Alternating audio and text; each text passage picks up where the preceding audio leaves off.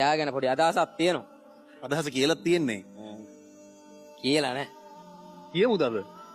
කියන්න කැමතිද? කියන්න අවුල් නේද? නෑ හරි මම ඉන්න ඕනෙම දෙයකට මම ඉන්නවා. මම ඔය වගේ කීප දෙනෙක්වම එකතු කරලා තියෙනවා.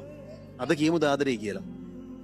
එයා කැමති දන්නේ නෑනේ. කැමති වෙන අකමැති වෙන එක එයාගේ වැඩක් නේ. අපි මුලින් ආදරේ කියලා තියෙනවා. තාම කිව්වේ නෑනේ. නෑ නෑ. හා?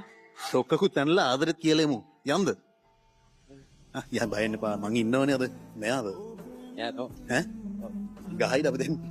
යා මොකද්ද ඔයාගේ නම? නිලුෂා. දැන් මේ පොඩි වැඩක් කරන්න ආවේ. තරහ ගන්න නෑ නේද? නෑ. තරහ යයිද? නෑ. මෙයා ඔයාට ටොකුවන්නේ නොල් නේද? ඕ ටිකක් කරදර කරනවා. වදයක්ද? ටිකක්. එන්නකො මම ළඟට. හා? වදයක් කියලාත් කියනවා. දැන් ටොක්ක කනින්නද කැමති? ඇල්ල බලමුනේ. කරලා බලන්නකෝ එහෙනම් මම මේ පැත්තට ඉන්න කොයි එකටත්. මෙයාට කියන්න දෙයක් තියෙනවලු. හරිද? ඒක හැබැයි අපි දන්නේ නැහැ මොනව වෙයිද කියලා. කියලා බලමුද? හරි ඔයා මොකක් හරි කියන්නේ ඉතින් ඔයාට දැන් කියන්න දෙයක් තියෙනවා කිව්වනේ මං කිව්වේ මගෙත් එක්ක කතා වෙලා කිසි බයක් නැතුව කියමු කියලා.